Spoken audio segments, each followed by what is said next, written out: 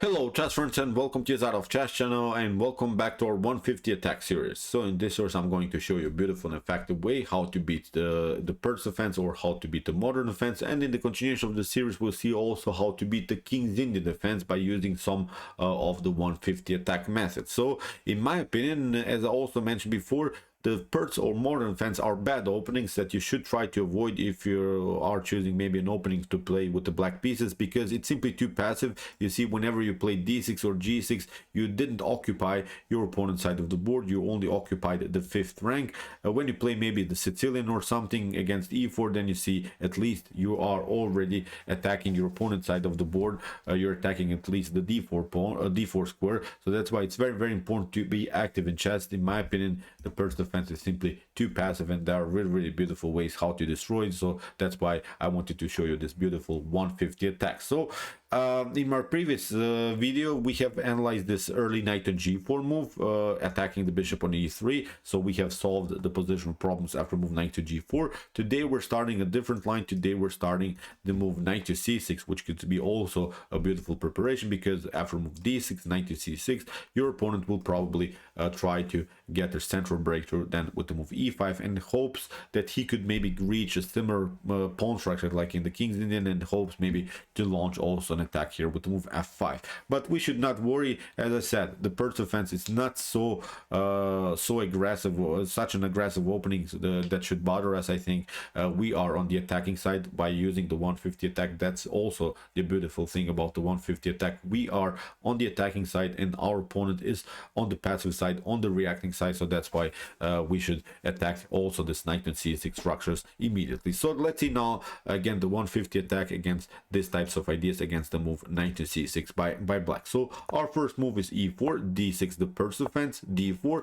knight on f6, attacking the pawn on e4, and now we should go with the normal move knight on c3. So here g6 is a normal idea, fianchetto, bishop to g7, and then as we said, the knight on c6 will be then the continuation by black. So we're playing now the move bishop to e3. It's now the 150 attack preparation. We want to play queen to d2. We're waiting black to play bishop to g7, then queen to d2, and what we're hoping for is to play bishop to h6, trading off the bishops on g7, launch a flank attack h4 h5, trade off the bishop pawns here on g6, and then to sneak in with the queen on h6 and deliver checkmate by using the rook and queen battery on the h file. So this is of course an idea. As I mentioned many times, not many games will end by a beautiful checkmate by white on the h file. That's not the point, but I think we're already announcing a beautiful attack, and that's the beauty about the 150 attack, because as I said, we are on the attacking side, our opponent is now only on the reacting side. So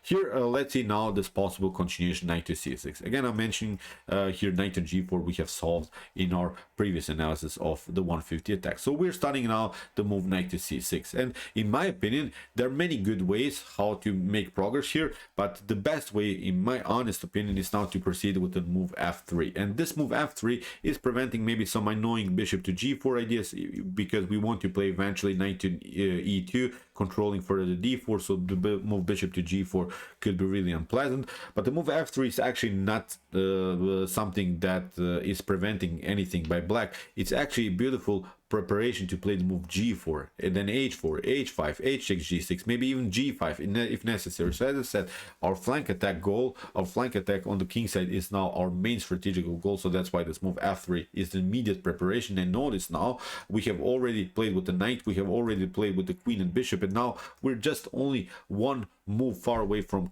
securing the king. So it's also a fast method to secure the king on queen side and then to launch a flank attack with the move g4. So now let's see possible continuation here by black. Black could go immediately with the move e5, and there are now many good moves that you can play. Queenside castling, for instance, knight to e2 is perfectly fine, but here I think d5 would be also perfectly fine, because now black has also several things that he could do. For potential knight to e7, you should go immediately g4, h4, h5. So here in one game that I found, it was a beautiful game by Vichy Anand here with the white pieces.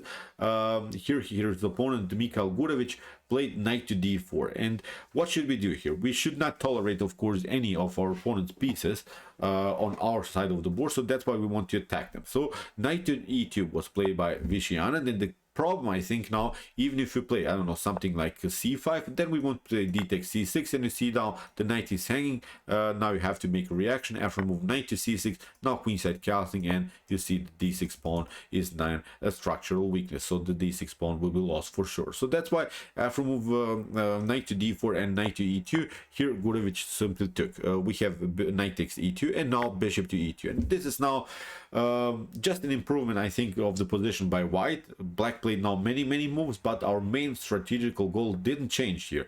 I think we can agree that still our plan is working. g4, h4, h5. So now we have even the bishop that is supporting further the g4, h5 attack. So basically, with this move or the knight to c6, knight to d4, and taking out the knight on e2, black basically improved just the position of the light for bishop, and it's nothing special. Believe me or not, the evaluation is already +1 here, so it's I think a bad game already for black. So in the continuation, Gurovic is simply castled. We have g4, so you see 150 attack is perfectly fine, it's working immediately. We have now c5. If you play something like a6, maybe if you want to attack further here the queenside, then we play proceeding normal with the move h4. Your opponent can play maybe here the move b5, but I think we are much faster when it comes to attacking our opponent's side of the board. Okay, your opponent could have also some fun, but don't worry, you have always this move knight to d1, knight on f2, and again it seems to me that black is just improving the position of the minor pieces of whites. Now when the knight is coming on f2, it can be included, of course, maybe here to h3, maybe to g4, g5, pardon me. So white is using now even the knight into the attack. So here let's see possible continuation. Maybe your opponent could try maybe a5 to also create a flank attack further here on the queen side, but now knight on f2, bishop to a6, we should even trade, and now queenside castling. And this is a really bad position. Even if c5 happens, we should simply proceed with our normal idea, and now even the knight can be included. As we said, knight on g5 is going to happen. Look at this, e6 is weakened. The problem, I think, many times that you see after these trades of pawns on g6 is that your opponent will have to take with f takes g6 in order to protect this 7th rank. So one of the good defensive ideas for black could be maybe that he could play with this rook here on the 7th rank and try to protect the h7. But as we said, then you have left a little bit here your e6 unprotected, so this is now a clear target, the weakness on the e6. So as I said, it's, I think, a bad game here for black anyway. So after move g4, we have studied now this potential a6 b5. Here in the game, Gurovic tried c5 immediately. Vishy Anand simply took. We have d takes c6, and after b takes c6, now queenside castling, and here Vishy Anand had again a comfortable game. Look at this, the d6 pawn becomes now a huge positional problem. So in the continuation, Gurovic tried d5, e takes d5, but now with queen to a5, Vishy got challenged, but now Vishy Anand simply took and defended position eventually, took these pawns, and okay, black has some good counterplay of this, but we can always play something like a3, then maybe the rook to b, knight to b1, trading off the queens. The main strategical goal here for white is now to trade off the queens. If the queens are off the board, then white is much better, because white grabs some pawns and has now here this 4 versus 1 pawn majority on the queen side. This should be, of course, a completely winning endgame. So I'm not going to show you now the whole game. That's not the point of this videos that we'll make, because many things can change always in your game. So that's why we should not just learn these openings by heart. I think it's very important to understand what's going on now on the board. Now, okay, you can maybe make mistakes here even in this position, but here the evaluation is, as I said, +2 already for white. Black sacrificed just some pawns in order to have some kind of an activity, but as I said, our main strategical goal here is to trade off the queens and simplify the game. Let's go back. This is now very important. So as we said, after move knight to d4, we want to attack this knight with knight to e2. Our opponent had to make a reaction now with bishop to e2. We can launch now flank attack g4, h4, h5, and similar stuff. So let's see now the different opportunity. Again, we're seeing this knight to c6 idea. f3. We can also notice many times this move, a6. And don't forget about these ideas, because many times black will stay with the king in the center. I will explain you, of course, also in the continuation of the series that I've been asked now also to do this king in the center position. I know what you're talking about. I've reached many times a weird position where black is staying with the king in the center, and also in these types of structures you could reach maybe a position where your opponent is staying with the king in the center. So he's trying now just to launch a flank attack with b5 and not allowing here this attack, because black many times doesn't want to castle into white's attack. So that's why black will stay many times also with the king in the center. So here we should proceed with the normal queenside castling. So nothing wrong with our attack. Our attack didn't splash, so we're playing still normal moves. So here your opponent could play the move e6, being flexible, maybe try to then e5, because what he's hoping for after move e6 is, for instance, this idea. He takes d5,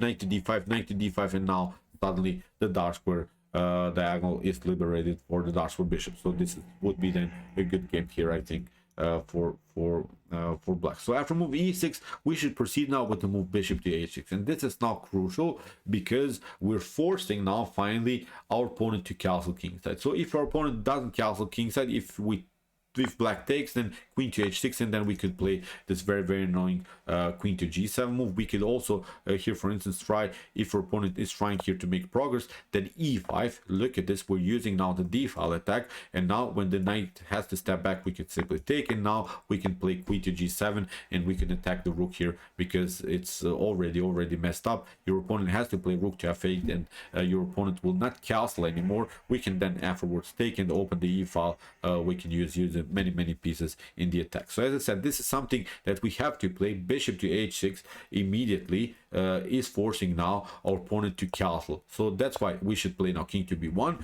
You can also launch a flank attack immediately, but I myself like more this move king to b1 because it's an improvement of the king. Many times your opponent is playing some ideas of queen to a5, maybe attacking also your a2 weakness. So king to b1 is maybe not the most aggressive move, but it's a calm move that just improves our structure here. So after move king to b1, your opponent could now finally launch a flank attack. We should now play immediately h4, so we are sticking to our plan. And now after rook to b8, we're playing h5, and that's the beauty about the 150 attack. You can even play this aggressive methods because it seems so that your opponent has a great protection of the h5, but h5 is a great attacking motif that you have to know in the 150 attack. For instance, if your opponent plays now knight to h5, then we want to play bishop to g7. After king to g7, we can play g4. And now if your opponent plays knight to g3, we can sneak in immediately with the move queen to h6, and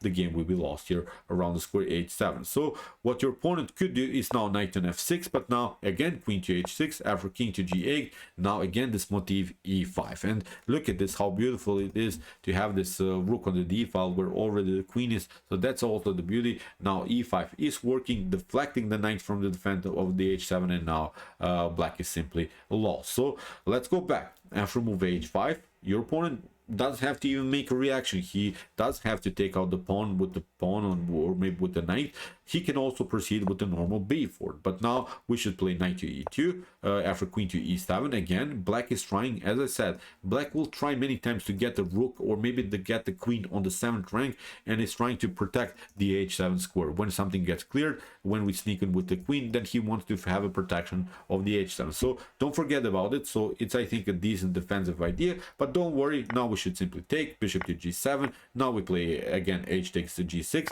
As we said, f takes g6 is protecting now the 7th rank. After queen to h6, king to g8, now comes the beautiful move knight on f4, and this is something that we should know now. Even some sacrifices are working. Knight to g6 with an idea to play queen to h8. So now our opponent will probably play something like queen to g7. This would be also an idea to simplify the game by trading off the queens, but now we should be really on the attacking side. Queen to g5, and for instance, if e5 happens, then we can play something like bishop to c4, so your opponent cannot kick away your knight from f4. Even if he tries, I don't know, something like knight to e8, then we still can play d5 and break and enter, because whatever your opponent is doing, if your opponent takes, for instance, then queen to d5 is working, taking out the knight. So even if he, I don't know, pass through, then here knight to e6, bishop to e6, then we can take out this one, bishop to c4, very, very dangerous. And then we could try even some e7 ideas. Bishop on c4 will be then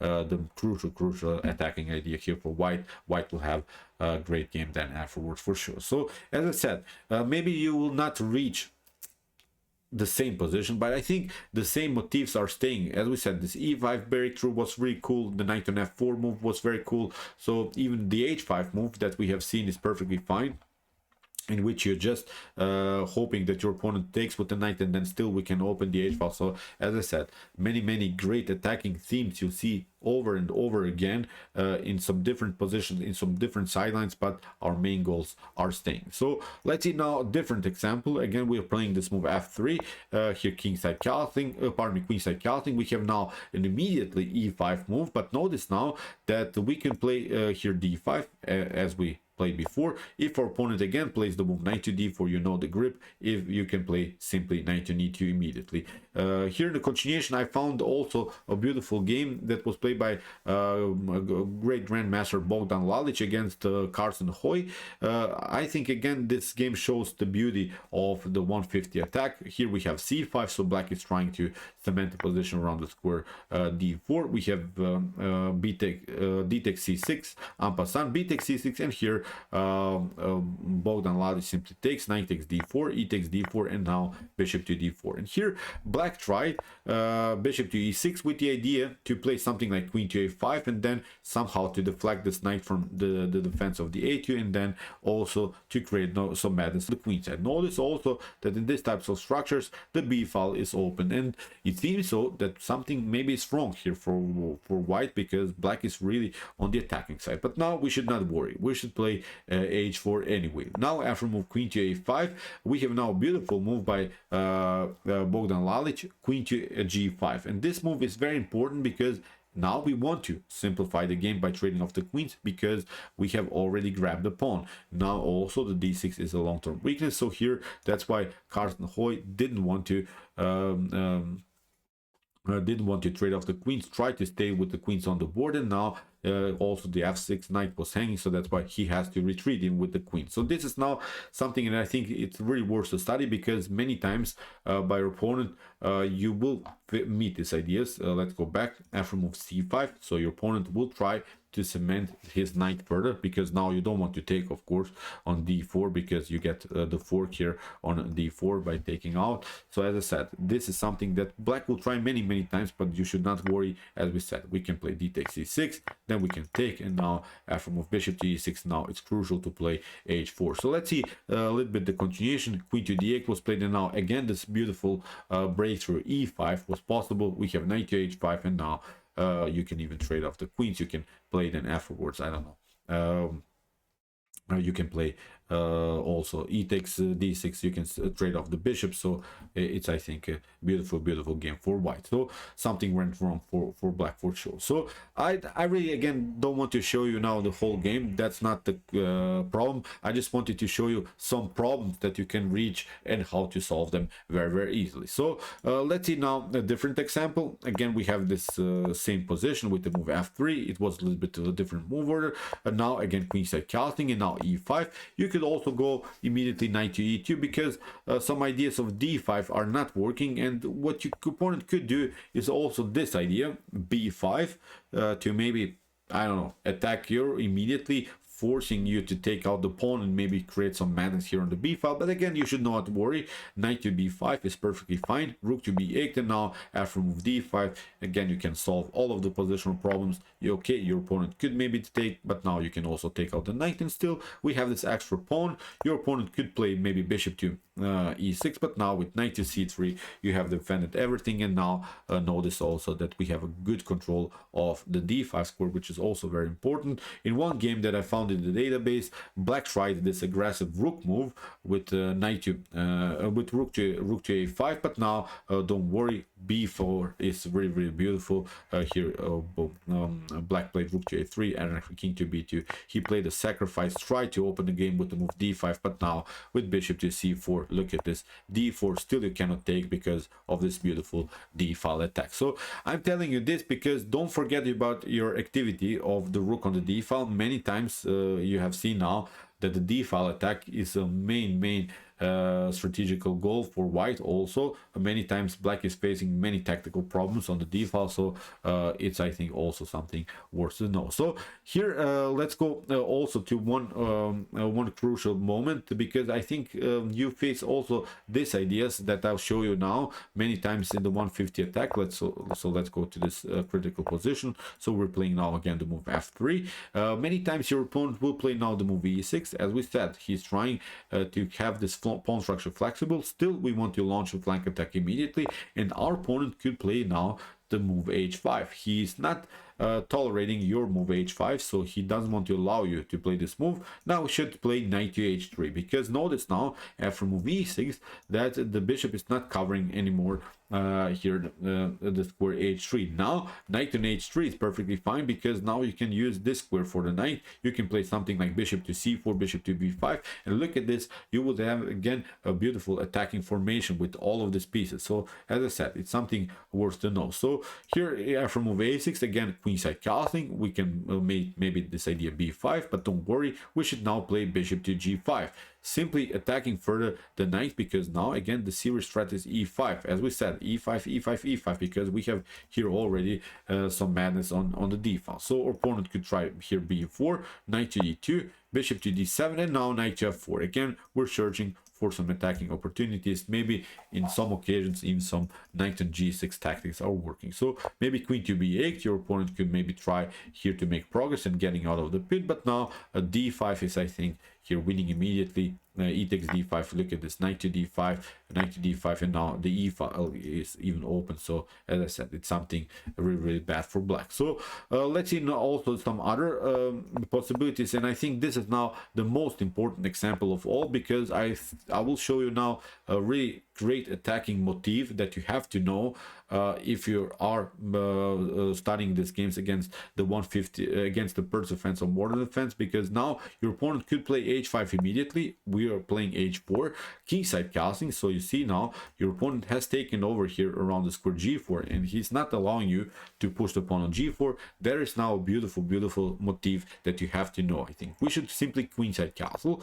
We have now the move e5, we're passing through, we're playing just d5, locking the center, knight to e7, and now knight and h3. We're playing again this annoying move on the edge of the board, but now even if your opponent is trying to play knight and h3, because if it doesn't play it, then we'll play knight on f2, and then we'll launch a flank attack with g4. So this will be then the same position that we have reached many times. So that's why this move knight to h3 is actually preparation to play the move knight to f2. But your opponent could take now, and you should not worry again, because after rook to h3 we have now maybe this flank attack by black with the move a6, but now comes a very important move, bishop to g5, because the move bishop to g5 is attacking the knight, which is then controlling the h5 and also the g4 square. Now in the continuation, if b5 happens, we should simply take it out, bishop to f6, bishop to f6, and now g4. Look at this, now the position is falling apart here for black in the continuation of the game. Now g takes h5 is going to happen, then the g file will get open. If your opponent